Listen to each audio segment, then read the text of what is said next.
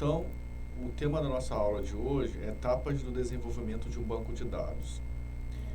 Nós temos primeira parte, os requisitos, né? A análise e especificação dos requisitos. É a primeira parte fundamental quando se quer implementar um banco de dados. A segunda é o projeto conceitual, baseado no quê? Na fase anterior, dos requisitos. A terceira parte é o projeto lógico, é a expressão de modelo de dados como relacional, como referência.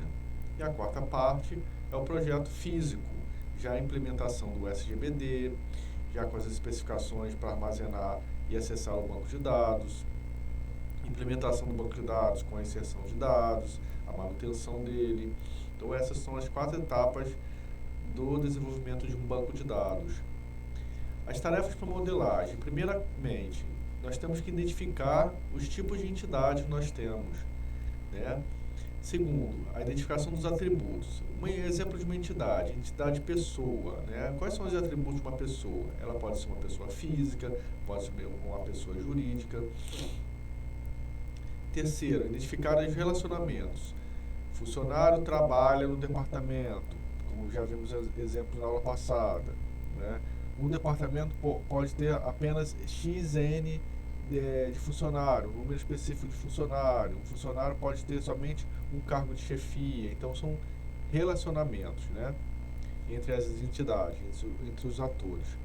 Depois de identificar os relacionamentos, nós vamos criar e associar as chaves. Qual é a chave primária, ou seja, aquele atributo identificador daquela entidade, chave estrangeira, uma chave candidata. Depois normalizar para reduzir a redundância e desnormalizar para aumentar a performance. Essas são tarefas para a modelagem. Próxima etapa, após o levantamento dos requisitos, e estes são transformados em um modelo, chamamos de modelo entidade de relacionamento, o qual consiste dos seguintes elementos: as entidades, os relacionamentos e os atributos. O modelo ele é posteriormente refinado com o uso de técnicas específicas e finalmente implementado em um banco de dados físicos, depois de passar por esse processo de entidade, relacionamentos, atributos, a cardinalidade. Como nós já vimos na aula passada, o modelo de diagrama, criado por Peter Chen, ele lista as entidades, os seus atributos, os seus relacionamentos, né, dos quais traz informações sobre o tipo de dados, né, as restrições, as descrições de entidade e outras. O diagrama de entidade de relacionamento é uma representação gráfica associada ao modelo de entidade de relacionamento, cujos componentes são o retângulo, para identificar uma entidade, o losango, para identificar um relacionamento, o atributo é uma bolinha, o atributo identificador, ou seja, a chave primária, aquele atributo que vai identificar o seu atributo dentro da entidade e futuramente dentro do relacionamento, é uma bolinha aruchada, né? Temos o relacionamento identificador, né? Temos a generalização e a especificação, isso nós vamos ver com detalhes em próximas aulas.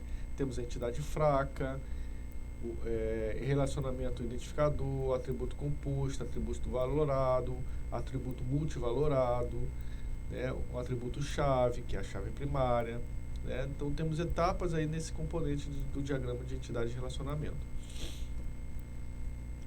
Em resumo, temos os termos formais e os termos informais que a gente utiliza em banco de dados. Os termos informais a gente chama de tabela, já no termos formais para tabela a gente chama de relação. Linha a gente chama de tupla no modelo formal. Coluna é um atributo.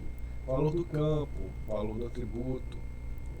Valores possíveis em uma coluna, a gente chama de domínio, né? Definição da tabela, a gente chama de esquema da relação no modelo formal. Agora, o que são atributos, professor? Os atributos, eles descrevem as características da entidade, como, por exemplo, o fabricante, o modelo, a cor, a placa, né? Os atributos, eles possuem um tipo de dados, ou seja, um domínio, né? O nome, o valor específico.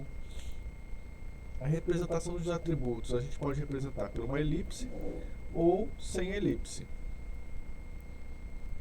Os tipos de atributos, nós temos atributo simples, atributo composto, o multivalorável, o determinante, o identificador, entre outros.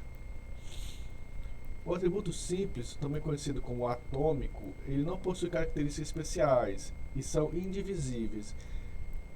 O atributo por uma pessoa, né?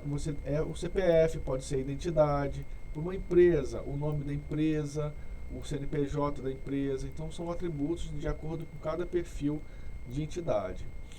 Agora o atributo composto é aquele que é formado por itens menores, tipo o endereço. O endereço constitui de rua, CEP, bairro.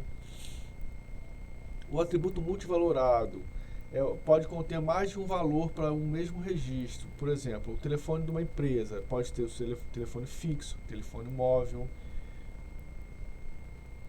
o WhatsApp hoje em dia, né?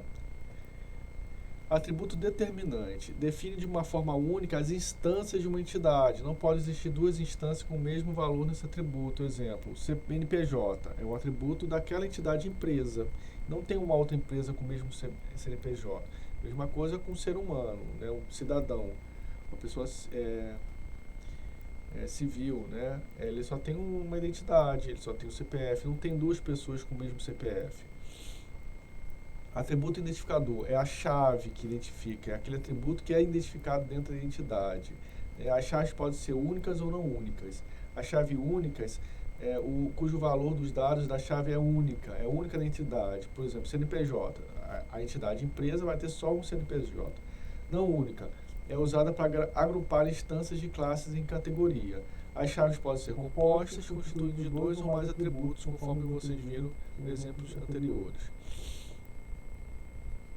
Exemplos de representações de entidades e atributos. No caso do produto, nós temos a entidade-chave, que ela é descrita por uma elipse sublinhada, que é o código do produto. Temos também um atributo, quantidade de estoque, nome do produto, preço.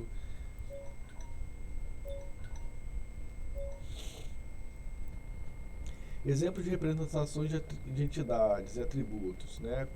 E pode ser representado também de uma forma linear, por extenso.